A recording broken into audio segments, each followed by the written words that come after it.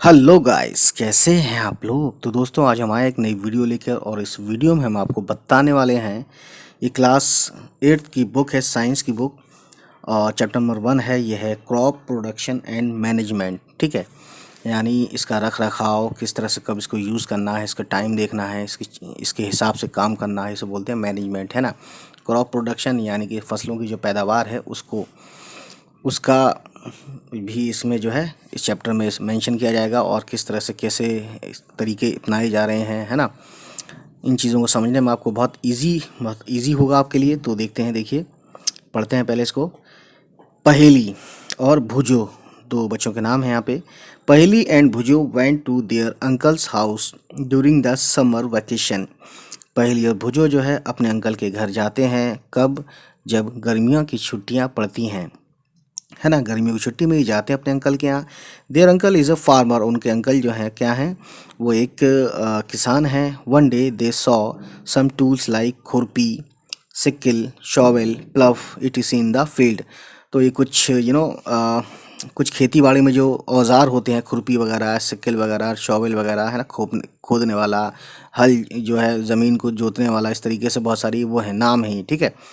In the field, अगर आपसे कोई पूछे कि कुछ टूल्स बताओ जो कि फार्मर यूज़ करता है, तो आप क्या नाम बताएंगे? खुरपी, सिक्किल, शॉवेल, प्लफ। ये आपका एक आंसर बन गया, ठीक है। बहरहाल, अब देखिए, दूसरी चीज़ इसमें मेन बात है, ये है I want to know where and how we use these tools. अब इसमें बॉक्स में कहता है बच्चा कि मैं जानना चाहता हूँ कि इसको किस तरह से कैसे यूज़ किया जाता है, ठीक है। अब यहाँ बात आती है, कहते हैं कि you have learn that all living organism require food. कहते हैं कि आप जानते हैं कि सभी जानदार चीज़ों को फूड चाहिए, है ना, फूड चाहिए, खाना चाहिए। Plants can make their food themselves. और इम्पॉर्टेंट बात यह है कि जो पेड़ पौधे होते हैं ये अपना खाना खुद बनाते हैं। देमसेल्फ मतलब खुद बनाते हैं। Can you recall how green plants synthesise their own food. कहते हैं कि क्या आप याद कर सकते हैं कि जो ग्रीन प्लांट हैं, है ना, जो वो प्लांट जो ग्रीन है ना, वही बनाते हैं फोटोसिंथेसिस के लिए। तो अपना खाना कैसे बनाते हैं? एनिमल्स इंक्लूडिंग ह्यूमंस, यानी जानवर और इंसान, can not make their own food. जानवर और इंसान अपना खाना खुद नहीं बनाता, यानी कि बने बनाए को, मतलब जैसे कि रिसोर्सेज यूज़ करते हैं, लेकिन वो खाना खुद नहीं बनाते। बने बनाए जैसे कोई चीज़ वो करते हैं, प्रोड्यूस हो चुकी चीज़ों को वो प्रोसेस करते हैं, ठीक है। So where do animals get their food from. अभी हम जानते हैं कि ये जानना चाहते हैं, या ये हम जानेंगे कि जो एनिमल हैं, जानवर हैं, वो अपना खाना कहाँ से पाते हैं, या उन्हें अपना खाना कहाँ से मिलता है, जानवरों को, ठीक है। You already know that the energy from food is utilized by organism for carrying out their various body functions। कहते हैं कि आप पहले से जानते हैं कि जो एनर्जी होती है, फूड से जो एनर्जी मिलती है, वो ऑर्गेनिज्म के ज़रिए यूटिलाइज़ की जाती है, या उनका जो है यूज़ किया जाता है अच्छे से, है ना। किस लिए यूज़ किया जाता है? बहुत सारे फंक्शन के लिए, बॉडी की बहुत सारे फंक्शन के लिए यूज़ किया जाता है, जिसमें एक फंक्शन है डाइजेशन, यानी कि खाने पचाने का कार्यक्रम। रेस्पिरेशन, यानी कि सांस लेने वाला, और ये सब चीज़ों का जो कार्यक्रम है, रेस्पिरेशन। एंड एक्सक्रीशन, यानी निकालने का प्रोग्राम, या जो भी निकलता है हमारी बॉडी से, ठीक है। We get our food from plants और एनिमल्स और बोथ। तो ये कहते हैं कि हम अपना खाना जो है ना, हम अपना खाना जो किससे किससे लेते हैं, या तो प्लांट से लेते हैं, या जानवरों से लेते हैं, या दोनों से लेते हैं, ठीक है। यानी जो शाकाहारी हैं वो तो सिर्फ प्लांट से ही लेते होंगे, और जो शाकाहारी नहीं है वो एनिमल से नहीं लेते, दोनों से लेते हैं, ठीक है। यानी जो शाकाहारी, मतलब शाकाहारी तो सभी होते हैं, यानी जो वो नहीं होते हैं, मांसाहारी नहीं होते, वो सिर्फ प्लांट से लेते हैं, ठीक है। तो ये सब बातें हैं। खैर, अब देखते हैं आगे क्या है guys. Since we all need food, जैसा कि सबको फूड चाहिए, ज़रूरत है हमें फूड की। How can we provide food to a large number of people in our country. तो ये कहते हैं कि जिस तरह से सबको फूड चाहिए, तो किस तरह से हम सभी लोगों तक जो है, एक बहुत बड़े लोगों तक जो है, हम खाना जो है कंट्री में पहुंचा सकते हैं, ठीक है, लोगों तक। तो इसमें देखिए क्या रहता है इसमें। अब आगे बढ़ते हैं तो हमें मिलता है ये वाला एक box. Food has to be produced on a large scale, यानी कि खाना जो है, यानी ये सब भोजन जो है बहुत बड़े लेवल पर, बहुत बड़े स्केल पर जो है, बहुत बड़े सतह पर हमें इसको बनाना पड़ेगा, प्रोड्यूस करना पड़ेगा, ठीक है। In order to provide food for a large population, यानी कि बड़ी संख्या को, बड़ी आबादी को हमें फूड प्रोवाइड करने के लिए रेगुलर प्रोडक्शन करना होगा, प्रॉपर मैनेजमेंट करना होगा, and distribution of food is necessary, यानी कि ये चीज़ें हमें अप्लाई करनी पड़ेंगी। किस काम के लिए? इन ऑर्डर टू, यानी कि फूड जो है लार्ज यानी बहुत बड़ी आबादी तक पहुंचाने के लिए हमें क्या करना है? रेगुलर प्रोडक्शन करना है, लगातार हमें इसकी प्रोडक्शन बढ़ानी है ना? किसकी? क्रॉप की। एंड प्रॉपर मैनेजमेंट, यानी कि एक मैनेजमेंट को लेके उसके हिसाब से चलना है। एंड डिस्ट्रीब्यूशन, यानी फूड बांटने का जो कार्यक्रम है इसको ज़रूर से ज़रूर करना है, ठीक। यानी ऐसा ना हो कि एक अमीर आदमी क्या करे, सबको खरीद ले और जाके गोडाउन में रख दे और जब महंगाई आए तब बांटे, जब तब बेचे, है ना। तो ये ब्लैक मार्केटिंग का एक फॉर्म है, तरीका है ना। ज़रूर ज़्यादा ये सब नहीं कर सकते हम, ब्लैक मार्केटिंग मतलब ब्लैक मार्केटिंग कर ही नहीं सकते, मतलब ज़्यादा जमाखोरी करना भी एक ब्लैक मार्केटिंग में आता है। तो समझ सकते हैं जमाखोरी मतलब जैसे क्या हुआ कि आलू बिक रहा है, तो किसी एक अमीर आदमी ने क्या किया, सारा आलू खरीद लिया और डाल दिया अपने गोडाउन में। उसके पास गोडाउन की फैसिलिटी भी है, सारी रिसोर्सेस हैं उसको जमा करने के लिए। होता क्या है बाद में, जब आलू जिस मौसम में पैदावार उसकी नहीं होती, तो होता क्या है कि वो उस वक्त आलू महंगा बिकता है, तो वो अकेले ही मतलब अमीर होता रहता है, बाकी लोग गरीब होते रहते हैं और इन्हें इवन दाव खाने को भी तरसते हैं, जिनके पास उतने पैसे भी नहीं है ख़रीदने तक के, ठीक है। तो जमाखोरी कहते हैं इसको, है ना। तो ये जमाखोरी भी ब्लैक मार्केटिंग का एक पार्ट है, हिस्सा है, तो ये मना है। अब देखते हैं आगे गाइस। सो गाइस इस बॉक्स को पढ़ते हैं, इसमें देखते हैं क्या है। तो ये 1.1 एक है, ये क्या है? एग्रीकल्चरल प्रैक्टिसेस, यानी कि जो खेती बाड़ी में जो काम किए जाते हैं उसके बारे में देखेंगे। तो देखिए इसमें क्या है, इस बॉक्स को पढ़ते हैं, येलो वाले को। टिल 1000 BC, यानी 10,000 बिफोर क्राइस्ट, 10,000 साल बिफोर क्राइस्ट क्या था? पीपल वर नोमैडिक, यानी पीपल जो थे वो खानाबदोश थे, उनका कोई अपना घर नहीं था, ठीक है ना। दे वर वॉन्डरिंग इन ग्रुप्स, वॉन्डरिंग बोलते हैं यहाँ वहाँ फिरना, आवारा फिरना, इधर उधर रोम करना, इधर उधर घूमना, ठीक है। वॉन्डरिंग इन ग्रुप्स, यानी ग्रुप्स में घूमते थे। फ्रॉम प्लेस टू प्लेस, एक जगह से दूसरी जगह। In search of food, food की तलाश में। एंड शेल्टर, और रहने की जगह की तलाश में और फूड की तलाश में इधर से उधर ग्रुप में घूमते थे, जाते थे, आते थे, चलते थे, फिरते थे, ठीक है। दे एट रॉ फ्रूट्स, और वो कच्चा जो है कच्चे फ्रूट्स खाते थे।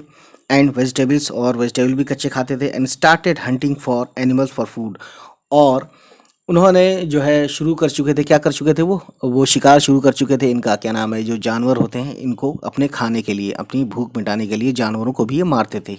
ये कार्यक्रम आज भी होता है, लेकिन पहले जो है किसी भी जानवर को मार देते थे। लेटर, बाद में क्या हुआ, दे कुड कल्टिवेट लैंड, है ना। दे कुड कल्टिवेट लैंड, बाद में क्या सीखा इन्होंने? लैंड को कल्टीवेट करना, इसकी खेतीबाड़ी करना। एंड प्रोड्यूस राइस, उन्होंने राइस उगाना शुरू कर दिया, है ना, या उगाना सीख गए, उसके बाद शुरू कर दिया। वीट, गेहूं उगाना शुरू कर दिया। एंड अदर फूड क्रॉप्स, और दूसरी जो है अनाज थे उनको भी इन्होंने जो है उगाना शुरू कर दिया, ठीक है। 10, यानी इस तरह वाज बॉर्न एग्रीकल्चर, और इस तरह क्या हुआ कि एग्रीकल्चर यानी खेती बाड़ी शुरू हुई, ठीक। बहरहाल तो गाइस हम देखते हैं इसमें क्या है। When plants of the same kind are grown and cultivated at one place on a large scale, कहते हैं कि जब प्लांट जो है एक ही तरह का प्लांट जो है ग्रो किया जाता है ना, और उसको उगाया जाता है, उसकी खेतीबाड़ी की जाती है एक ख़ास जगह पर, है ना, बहुत बड़े स्केल पर, बहुत बड़ी सतह पर, it is called a crop, और इसी को बोलते हैं क्रॉप, ठीक है। ये एक आपका डेफिनेशन हो गया कि when plants of the same kind are grown and cultivated at one place on a large scale, it is called a crop का अगर डेफिनेशन कोई पूछे तो आपको समझ लीजिए ये मार्क्स मिल गई, ठीक है। फॉर एग्जाम्पल, है ना, मिसाल के तौर पर guys, crop of wheat means that all the plants grown in field are that of wheat. ये कहते हैं कि एग्जाम्पल के तौर पे कि जो गेहूं की फसल होती है, इसका मतलब ये है कि सभी पेड़ पौधे जो हैं किसी फील्ड में हैं, अगर किसी मैदान में, किसी खेत में है, तो ये गेहूं ही हैं, तो उसे बोलते हैं क्रॉप, फसल, ठीक है। यू ऑलरेडी नो दैट, आप ये पहले से जानते हैं, crops are of different types like cereals, यानी क्रॉप जो हैं अलग अलग तरह के होते हैं, जैसे सीरियल्स यानी, है ना, अनाज, जो दूसरे दूसरे तरह के अनाज होते हैं। वेजिटेबल्स यानी सब्जियां, और फ्रूट्स यानी फल, इन सब के क्या होते हैं, फसलें होती हैं, ठीक है। These can be classified on the basis of the season in which they grow, और ये इनको अलग अलग तरीके से इनकी दर्जेबंदी की जाती है, अलग अलग खाने में, अलग अलग कैटेगरी में ये आते हैं, सीज़न के हिसाब से इनकी ग्रो होती है, इनको मतलब इनकी सोइंग होती है, यानी कि इनको बोया जाता है। ठीक है, तो गाइस आप देख सकते हैं ये है सीरियल्स। ठीक है, इसमें आपका अनाज आ गया, ठीक है, गेहूँ आ गया और गेहूँ के बाल आ गए ये सब। ठीक है, ये राई राई आ गया, ये बारले आ गया, ठीक है, मेज़ आ गया, ठीक है ना, और चावल आ गया। ठीक है, और जो है दोस्तों ये आ गया, सब देख सकते हैं, तस्वीरों से पता चलता है, यानी जिसका हम आटा बना के खा सकते हैं। ठीक है ना गाइस, देख सकते हैं इसमें है लिखा कि India is a vast country, यानी इंडिया बहुत बड़ी कंट्री है। The climatic condition like temperature, जो क्लाइमेटिक कंडीशन होते हैं जैसे कि टेम्परेचर, यानी कि टेम्परेचर मतलब हरारत या गर्मी, है ना। ठीक है, तपन कम है, गर्मी कम है या ज़्यादा है, ये सब टेम्परेचर में आता है। तो क्लाइमेट कंडीशन टेम्परेचर है, ह्यूमिडिटी है यानी नमी, जो पानी होता है हवा में, है ना, वो ह्यूमिडिटी कहलाती है। एंड रेनफॉल, रेनफॉल बोलते हैं बारिश वगैरह जो होना। Vary from one place to another, vary मतलब होता है डिफरेंट, यानी कि एक जगह से दूसरी जगह जो इन सब का टेम्परेचर, ह्यूमिडिटी, है ना, और रेनफॉल, ये सब क्लाइमेट कंडीशन ये एक जगह से दूसरी जगह इनका डिफरेंट डिफरेंट होता है। राजस्थान में रेनफॉल अलग होगा, है ना, और तमिलनाडु में और केरला में और जो समुद्री इलाके हैं मुंबई वगैरह, ये सब इनका रेनफॉल अलग होगा। ठीक है, तो ये सब चीज़ें गाइस समझ सकते हैं आप। ठीक है, और राजस्थान में जैसे रेतीली ज़मीन है, तो और जगह की ज़मीन रेतीली नहीं है, बहुत घनी आबादी है और बहुत ज़्यादा वहाँ पे फसल भी उगाई जाती है। ठीक है, तो इस तरीके से चीज़ें हैं खास। तो ये देखते हैं आगे है, accordingly there is a reach, reach बोलते हैं, रीच वैसे मतलब होता है अमीर, वैसे यहाँ पे रीच मतलब है बहुत ज़्यादा, किसी चीज़ का बहुत ज़्यादा होना, अच्छी क्वांटिटी में होना। ठीक है, पेज पलटते हैं गाइस। वैरायटी ऑफ क्रॉप्स, यानी कि क्रॉप्स की जो अलग अलग वैरायटी हैं वो अलग अलग बहुत ज़्यादा हैं, है ना। Grown in different parts of the country, यानी हमारे कंट्री में अलग अलग पार्ट्स में अलग अलग तरह की क्रॉप्स उगाई जाती है, उसकी फसल की जाती है। ठीक है, तो ये बहुत ज़्यादा अच्छी और समझने वाली बात है। देखिए, डिस्पाइट यानी इसके अलावा, बावजूद इसके, डिस्पाइट मतलब होता है बावजूद इसके, डिस्पाइट दिस डाइवर्सिटी, यानी इस डाइवर्सिटी, इस डिफरेंट या भिन्नता होने के अलावा भी, two broad cropping patterns can be identified, तो कुछ क्रॉपिंग पैटर्न हैं, है ना, जो कि दो बड़े बड़े क्रॉपिंग पैटर्न्स हैं, उनके उस तरीके पर काम किया जाता है। दीज आर खरीफ क्रॉप्स, और ये किसी अरबिक साइंटिस्ट ने दिया था, जो एग्रीकल्चर साइंटिस्ट थे, अरब से आए थे, उन्होंने ये कुछ टर्म दी थी। खरीफ क्रॉप्स, द क्रॉप्स, और दूसरा है रबी क्रॉप्स, है ना। तो खरीफ देखते हैं क्या है, the crops which are sown in the rainy season, यानी खरीफ क्रॉप्स वो क्रॉप्स होती हैं, वो फसल होती हैं जो कि बारिश के, यानी कि बारिश के महीने में या बारिश के दिनों में जो है बोई जाती है ना, उसे बोलते हैं kharif crops. Rainy season are called kharif crops. The rainy season in India is generally from June to September, और जो बारिश का ज़माना होता है या बारिश के जो दिन होते हैं, है ना, महीने होते हैं, वो जून से सितंबर तक माना जाता है। और इसमें कौन कौन से खरीफ क्रॉप्स में कौन कौन से, ये बहुत इंपॉर्टेंट है, खरीफ क्रॉप्स में जो फसल होती है वो है पैडी, मेज़, सोयाबीन, ग्राउंडनट, कॉटन, यानी कपास, कपड़ा, कपड़ा जिससे निकलता है, ETCR खरीफ क्रॉप्स। तो ये बहुत ही ज़्यादा इंपॉर्टेंट है गाइस, इसको याद रखिएगा। ठीक है, आगे देखते हैं रबी में क्या है। Rabi crops, the crops grown in the winter season are called rabi crops. तो ये रबी क्रॉप्स क्या होता है, रबी, बी ठंडी, है ना, रबी ठंडी, इससे आप कंफ्यूज मत होइएगा, रबी ठंडी इस तरह से याद कर लीजिए। तो सर्दियों के दिनों में जो क्रॉप्स मतलब लगाई जाती है, उगाई जाती है, उसको हम बोलते हैं, ठीक है, क्रॉप्स ग्रोन, यानी जो उगाई जाती है वो विंटर सीजन में, उसे बोलते हैं रबी क्रॉप्स। ठीक है, are called rabi crops. Their time period is generally from October to March, और इनका जो टाइम होता है ना, अक्टूबर से मार्च के बीच में ये फसल उगती है और मार्च के आखिर तक काट ली जाती है। ठीक है ना। Examples of rabi crops are wheat, यानी रबी क्रॉप्स की, रबी की फसल की जो ये कुछ फसलें हैं, कुछ इनके नाम हैं, जैसे कि wheat, gram, P, mustard and linseed. ठीक है, तो ये बहुत important guys, rabi crops and kharif crops में। ठीक है, तो आगे देखते हैं इसमें क्या है गाइस। बिसाइड्स दीज, यानी इनके अलावा, pulses and vegetables are grown during summer at many places. तो पल्सेस यानी बहुत सारी दालें और जो बहुत सारी सब्जियां हैं वो समर यानी गर्मियों के दिनों में बहुत सी जगहों पे उगाई जाती हैं। ग्रोन मतलब उगाई जाती हैं, ठीक है।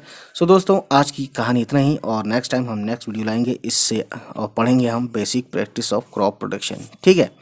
चलिए आज इतना ही।